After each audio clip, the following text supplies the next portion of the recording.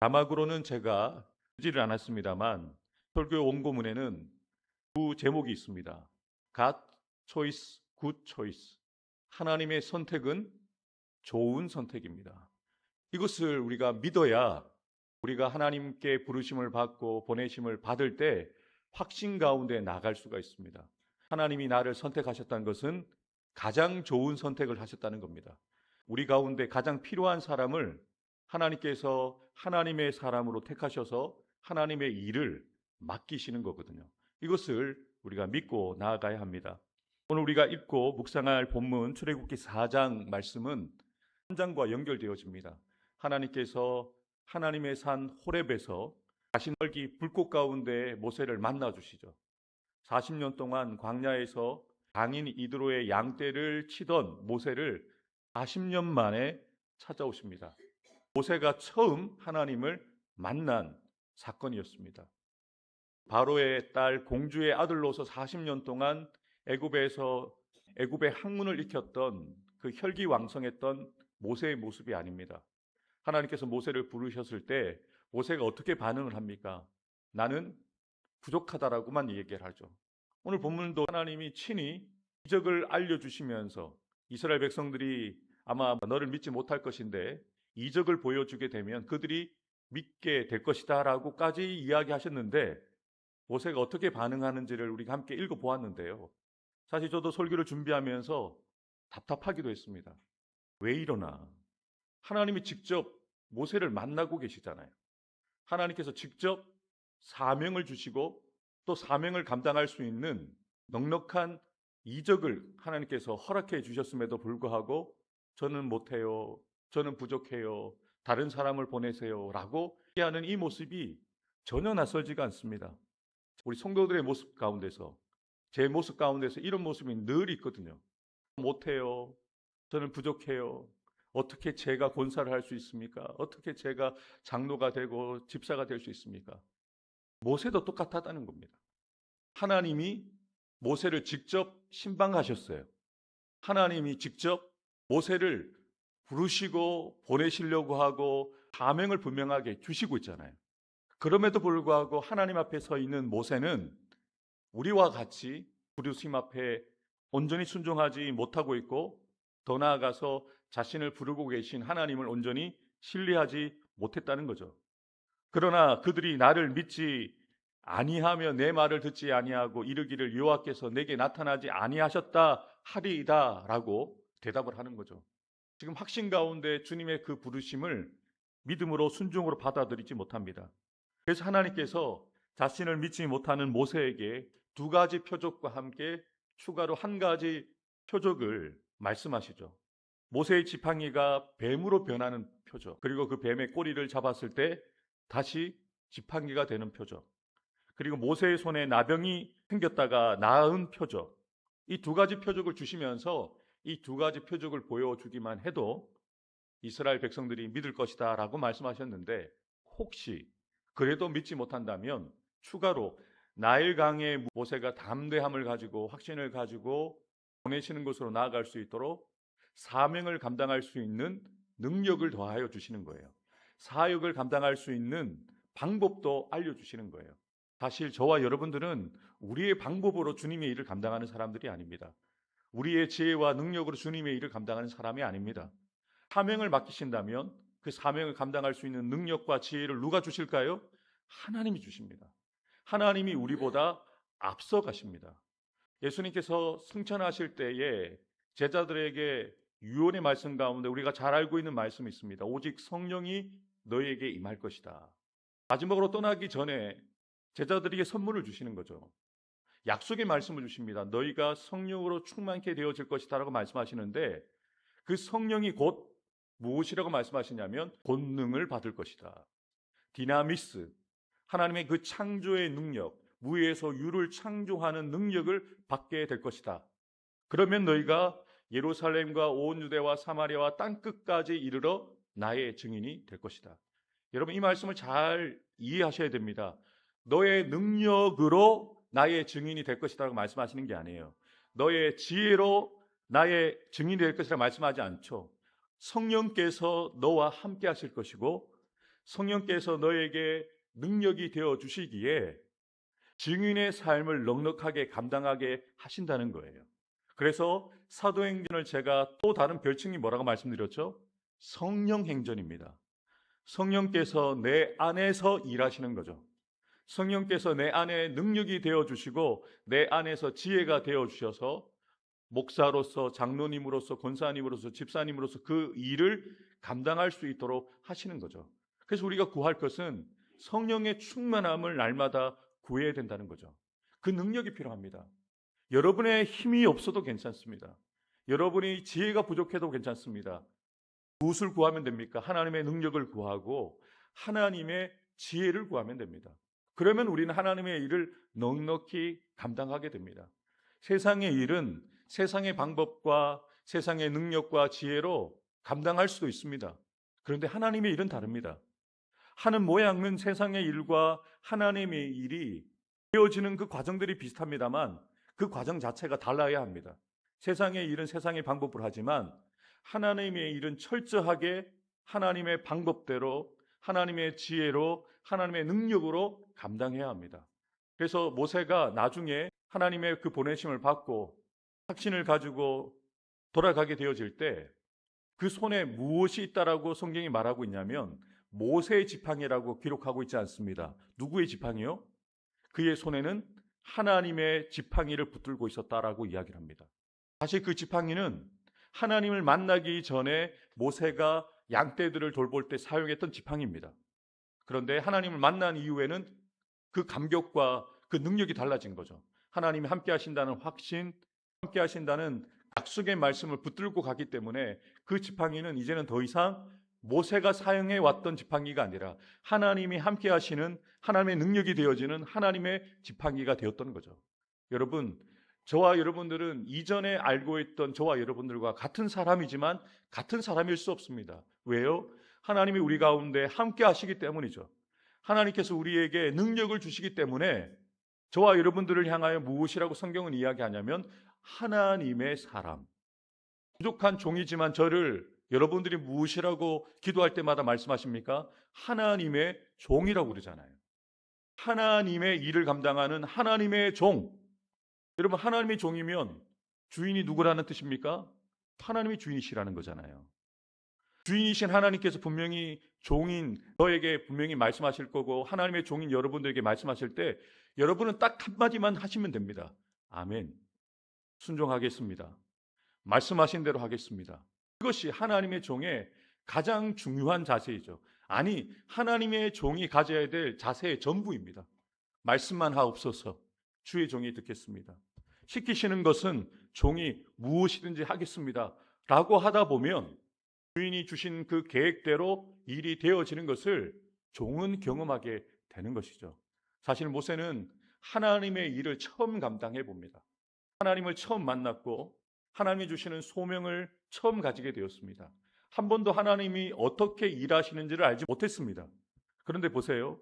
오늘 본문에서도 아론을 만나게 하시고 그리고 아론과 함께 하나님이 말씀하신 대로 이스라엘의 장로들을 모아서 하나님이 어떤 말씀을 주셨다 이적을 보여주니까 하나님이 말씀하신 대로 되었습니까? 되지 않았습니까? 되어지잖아요. 하나님이 짜놓은 각본대로 되어지는 것을 모세가 경험하게 되면서 이 확신이 어떻게 될까요? 더 큰 확신을 갖게 되는 거예요. 한번 해보는 것이 어렵지 한번 해보면 정말 하나님 말씀하신 대로 되어지네. 또 두 번째, 아론과 함께 이스라엘 장로들 가운데 나아가서 말씀을 전하고 을 행했을 때 이스라엘 장로들이 믿음으로 하나님이 우리를 돌보셨다라고 이야기할 때 모세가 은혜를 받는 거예요. 나는 하나님이 시키신 대로만 했는데 하나님께서 말씀하신 대로만 말하고 하나님이 시키신 대로만 이적을 행하였는데 하나님의 역사를 그들이 보고 하나님을 믿고 또 자신을 하나님께서 보내셨다는 것을 확신하면서 은혜 받고 기뻐하는 모습을 보니까 또 누가 은혜를 받습니까? 제가 은혜를 받는 거예요. 일하는 우리가 은혜를 받는 거예요. 사랑하는 성도 여러분, 하나님께서 왜 사역을 맡기시냐면요, 여러분들 은혜 받게 하시려고 하는 거예요. 그 사역의 현장 가운데서 하나님이 일하시는 그 기적을 누가 경험하게 하시려고요? 여러분들이 경험하게 하려고 하시는 거예요. 중요한 것은 그 기적이 만들어지기 위해서는 하나님의 말씀을 들었던 이들이 하나님께 사명을 받은 이들이 사명을 감당할 때 기적이 일어나는 거예요. 그 기적을 통해서 하나님의 은혜를 여러분들뿐만 아니라 여러분들과 함께하는 이들에게 그 은혜를 끼치게 되어지는 것이죠. 하나님께서 모세에게 왜 표적을 보여주셨습니까? 먼저는 표적을 통해서 믿지 못하는 모세를 믿게 하시기 위함이죠. 두 번째 이유는 표적을 통해서 하나님께서 모세를 이스라엘 백성들 가운데 보내셨다는 사실을 이스라엘 장로들과 백성들이 믿게 하게 하시기 위해서 표적을 주셨다는 거예요. 여러분, 우리가 표적을 구합니다. 우리의 삶 가운데 기적을 원한다라고 기도하는데요. 여러분, 아무 때나 기적을 주는 게 아니에요. 기적의 목적은요, 믿게 하기 위함입니다. 우리가 더 큰 믿음을 갖게 되어지기 위해서 기적이 필요한 것이지 기적 자체가 목적이 되어서는 안 됩니다. 기적을 구한다면 하나님, 제가 하나님을 더 확신하기를 원합니다. 저를 통해서 나와 함께하는 우리의 가족들이 믿게 되어지기를 원합니다. 라고 주어지는 것이 기적입니다. 그런데 우리는 자꾸 눈에 보기 위한 기적만을 구해요. 하나님, 그런 기적은 주시지 않습니다. 내가 믿기 위해서 나를 통해서 또 다른 사람들이 믿어지는 역사가 일어나게 하시도록 기적을 주시는 거예요. 여러분, 오늘 이 새벽에 기적을 구하세요. 여러분 가정 가운데 기적이 일어나게 해주십시오. 우리 교회 가운데 기적이 일어나게 해주십시오. 그런데 그 목적이 무엇이라고요? 제가 예수 잘 믿겠습니다. 그 기적을 통해서 예수 잘 믿는 나를 통해서 우리의 가족들이 믿어지는 역사가 일어나도록 지금까지 우리가 경험하지 못했던 세상에 이런 일이라고 말할 수 있는 하나님의 역사가 우리의 가정 가운데, 교회 가운데 일어나게 하옵소서라고 기도하십시오. 그래서 하나님께서는 모세에게 두 가지 표적과 한 가지 표적을 말씀해 주셔서 모세로 믿게 하시죠. 이어지는 10절부터 17절에서는 하나님께서 그래도 계속 못한다고 주저하고 있는, 거부하고 있는 모세에게 하나님께서 아론을 붙이셔서 사명을 감당하게 하시는 내용이 기록되어져 있습니다. 이제 가라, 내가 내 입과 함께 있어서 할 말을 가르치리라. 모세가 이르되 오 주여, 보낼 만한 자를 보내소서. 아멘. 하나님은 이렇게 사역을 감당할 수 있는 이적을 모세에게 허락해 주셨지만 모세는 어떻게 반응합니까? 주님, 저는 못해요. 보낼 만한 자를 보내십시오 라고 말하는 모습이 마치 저의 모습과 여러분의 모습과 같습니다. 여러분, 이것은 겸손이 아닙니다. 하나님의 일을 우리가 맡을 때 제가 부족해서요, 저는 잘 못합니다. 이것은 겸손이 아니라 반대로 이야기하면 교만입니다. 하나님의 일을 누구의 능력을 하겠다는 겁니까? 내가 할 수 있으면 하겠다는 겁니다. 내가 할 만하니까 하겠다는 겁니다. 여러분, 자격이 돼서 목사가 된 것도 아니고요. 자격이 되어서 우리가 구원받은 게 아닙니다. 어떻게 우리가 구원받았습니까? 은혜로 구원받았습니다. 우리가 어떻게 목사가 되고 장로가 되고 권사가 되셨습니까? 은혜로 된 거예요. 그래서 우리가 한 게 아닙니다. 겸손한 것은요, 주님이 부르셨을 때 아멘 하는 거예요. 주님이 보내실 때 아멘 하는 거예요. 주님, 사실 저는 부족한 것 주님 아시죠? 왜 여러분이 부족한 것을 하나님이 모르시겠어요? 여러분들도 부족한 걸 여러분이 아시는데 왜 하나님이 제가 다른 목사님들보다 부족하고 제가 다른 목사님보다 많이 배우지 못했던 것을 하나님 왜 모르시겠어요? 그런데 하나님은 약한 자를 통해서 강한 자들을 부끄럽게 하시는 거예요. 어리석은 자를 들어 사용하셔서 지혜로운 자를 부끄럽게 하시는 거예요. 여러분, 부족한 사람이 일을 잘 감당하면 누가 드러날까요? 부족한 그 사람이 드러나는 게 아니에요. 그 사람을 들어 쓰시는 하나님이 보이는 거예요. 그래서 모세는 지금 바르게 반응하고 있지 못하는 거예요. 주님, 저는 40년 동안 광야 생활해 오면서 애굽에서 배워왔던 학문도 다 잊어버리고 말도 잘하지 못합니다만 그래도 하나님이 나를 부르셨기에 순종함으로 나아가겠습니다라고 얘기했다면 얼마나 좋았을까요? 이랬다면 오늘 본문은 여기에서 끝났어요. 그런데 모세가 그렇게 반응하지 않습니다. 하나님이 어떻게 반응하십니까? 모세를 향하여 이제 화가 나신 거예요. 노하여 이르시되. 그러면서 하나님은 또 다른 대안을 말씀하십니다. 네가 말을 잘 못한다고? 이거 거짓말이에요, 사실. 모세가 말을 너무너무 잘합니다. 창세기부터 출애굽기, 레위기, 민수기, 신명기 이 5권의 책을 모세오경이라고 합니다. 모세가 기록한 책이죠. 그리고 신명기만 해도 모세가 설교한 내용만 기록한 책이 신명기입니다. 이렇게 설교를 잘하는 사람인데요, 모세는 말을 잘합니다. 그런데 지금 40년 동안 하나님께서 모세를 그렇게 단련시키신 거예요. 힘을 빼신 거예요. 40대 왕성했던 모세의 힘을 다 빼놓으신 거예요. 그래서 지금 모세는 말을 잘 못한다고 이야기하지만 사실 말을 잘합니다. 그런데 지금은 확신이 없었던 모세는 자기가 그것을 할 수 없다라고 하자 하나님께서 대안을 주시죠. 그 형 아론을 대언자로 붙여주시죠. 여러분 보십시오. 제가 못하고 부족해도 하나님께서 동력자들을 붙여주시는 거예요. 정한호 목사를 돕는 장로님과 권사님들을 붙여주셨기 때문에 제가 부산로 교회를 섬길 수가 있는 거예요. 저 혼자서 이 일을 감당할 수가 없습니다. 여러분들도 혼자 권사의 직분을 감당하라는 게 아니에요. 여러분 부족하시잖아요. 그러면 옆에 있는 분들에게 기도를 부탁하세요. 권사의 직분을 잘 감당할 수 있도록, 장로의 직분을 잘 감당할 수 있도록, 목사의 직분을 잘 감당할 수 있도록 저를 위해서 기도해 주십시오. 그러면 여러분 곁에 아론을 두르는 거예요. 여러분이 못하는 그 일들을 그분과 함께 동력하면서 하나님의 일을 감당해 가는 것이죠.